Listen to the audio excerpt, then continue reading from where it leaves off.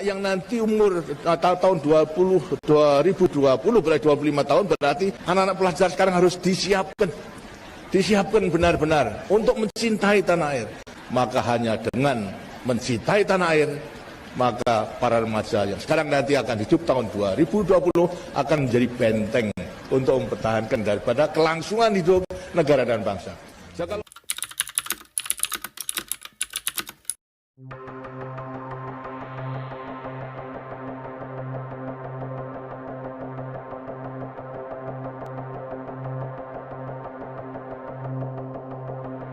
Hai guys, gimana nih kabarnya? Pasti sehat selalu kan?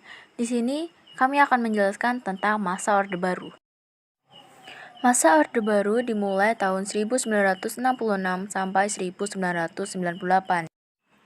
Masa Orde Baru seringkali disingkat Orba, adalah sebutan bagi masa pemerintahan Presiden Soeharto di Indonesia. Orde Baru menggantikan masa Orde Lama yang merujuk kepada era pemerintahan Soekarno. Selama masa Orde Baru tahun 1966 sampai 1998, perkembangan nasional Indonesia semakin maju dan berkembang. Perkembangan politik di Indonesia meliputi 1. Supersemar 2. Penataan stabilitas politik 3. Penyederhanaan partai politik 4.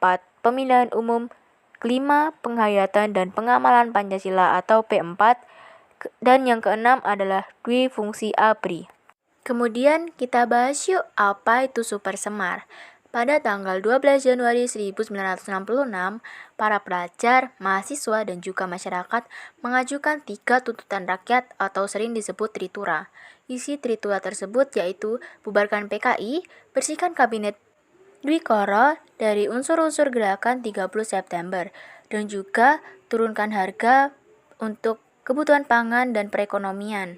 Karena hal tersebut, kinerja dari Insinyur Soekarno menurun secara drastis, dan kinerjanya kurang dipercayai oleh para warganya.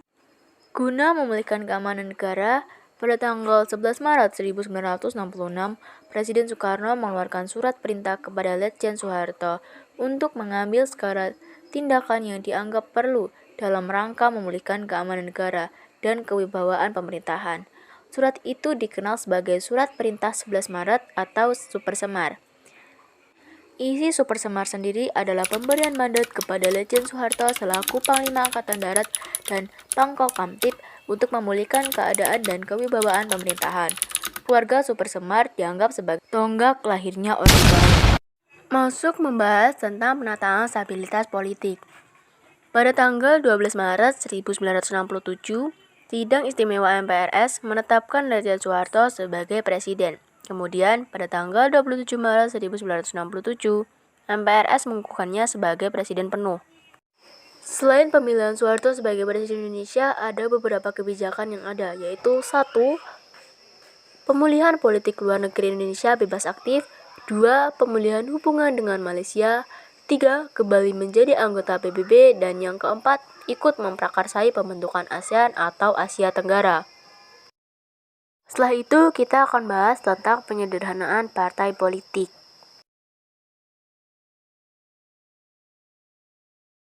Penyederhanaan atau penggabungan atau fusi partai pada tahun 1973 merupakan kebijakan Presiden Soeharto untuk menciptakan stabilitas politik kehidupan bangsa dan negara.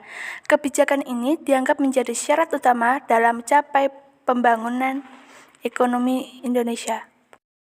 Apa saja sih partai-partai tersebut dan partai-partai mana yang bergabung di dalamnya? Jawaban tersebut dapat kita jelaskan sebagai berikut. Yang pertama adalah Partai Persatuan Pembangunan atau disebut P3. Partai ini berlandaskan nilai-nilai Islam. Gabungan partai-partai ini antara lain NU, Parmusi, PSSI, dan Perti. Yang kedua adalah Partai Demokrasi atau disebut PDI. Partai ini berlandaskan pada nasionalisme. Gabungan partai ini antara lain PNI, Partai Katolik, Partai Murba, IPKI, dan Parkindo. Yang ketiga adalah golongan karya. Organisasi ini sudah ada sejak tahun 1964. Seperti namanya, golongan karya ini dianggap sebagai wadah orang-orang yang dianggap tidak berpolitik dan lebih mengedepankan karya tergantung latar belakang individu tersebut, mulai dari sastrawan, petani, TNI, dan lain-lain. Ketiga partai itulah yang menjadikan kendaraan politik Indonesia dalam kurun waktu 1973 hingga 1997. Masuk yang keempat yaitu pemilihan umum atau disingkat pemilu. Selama masa Orde Baru, pemerintahan berhasil melaksanakan 6 kali pemilihan umum, yaitu tahun 1971, 1977, 1982, 1987, 1992, dan 1997. Dalam setiap pemilu yang diselenggarakan selama masa pemerintahan Orde Baru, Golkar selalu memperoleh mayoritas suara dan memenangkan pemilu. Pedoman penghayatan dan pengamalan Pancasila P4. Pegawai negeri baik sipil maupun militer diharuskan mengikuti penataran P4. Dwi fungsi ABRI. Dwi fungsi ABRI maksudnya adalah bahwa ABRI memiliki dua fungsi, yaitu fungsi sebagai pusat kekuatan militer yang melindungi segenap bangsa Indonesia dan fungsi sebagai kekuatan sosial yang secara aktif melaksanakan kegiatan-kegiatan pembangunan nasional. Perkembangan ekonomi. Program jangka pendek. Program jangka pendek dalam rangka penyelamatan ekonomi nasional diwujudkan dengan stabilisasi dan rehabilitasi ekonomi. B. Program jangka panjang. Program jangka panjang yang dilaksanakan oleh pemerintahan Orde Baru diwujudkan dengan pelaksanaan rencana pembangunan jangka panjang 25 tahun. Pelita pertama, 1 April 1969 sampai 1 Maret 1974. Pelita kedua, 1 April 1974 sampai 31 Maret 1979.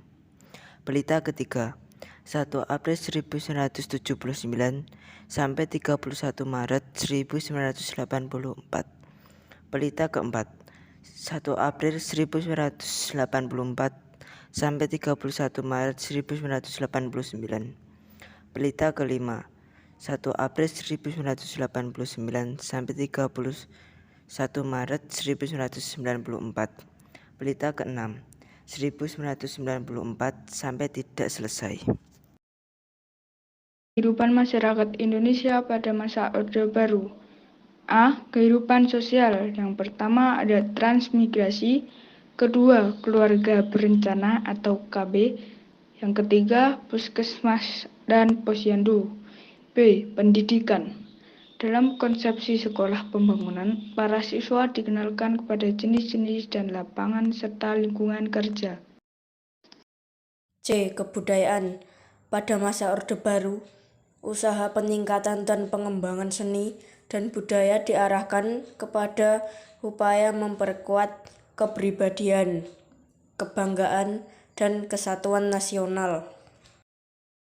Intinya, masa Orde Baru adalah masa perubahan Indonesia menjadi lebih baik. Maka dari itu, marilah kita sama-sama belajar untuk merubah Indonesia menjadi lebih maju dan berkembang.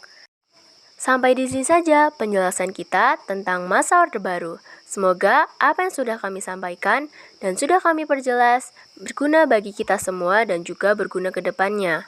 Tetap jaga kesehatan ya, dan jangan lupa patuhi protokol kesehatan. Jika ada salah patah kata, mohon dimaafkan. Terima kasih. See you, bye-bye.